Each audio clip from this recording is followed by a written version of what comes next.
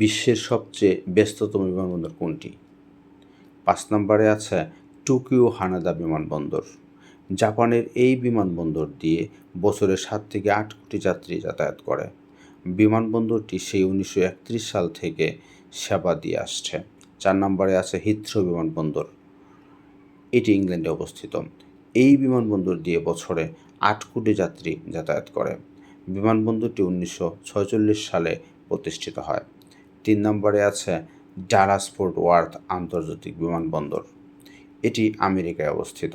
বছরে ৮.৫ কোটি যাত্রী এই বিমানবন্দর ব্যবহার করে। বিমানবন্দরটি ১৯৭৩ সালে প্রতিষ্ঠিত হয়।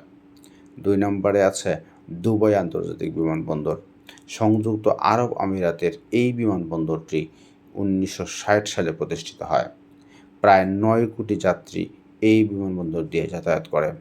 ১ নম্বরে আছে হার্টসফিল্ড জ্যাকসন আটলান্টা আন্তর্জাতিক বিমানবন্দর। আমেরিকার এই বিমানবন্দরটি বিশ্বের সবচেয়ে ব্যস্ততম বিমানবন্দর।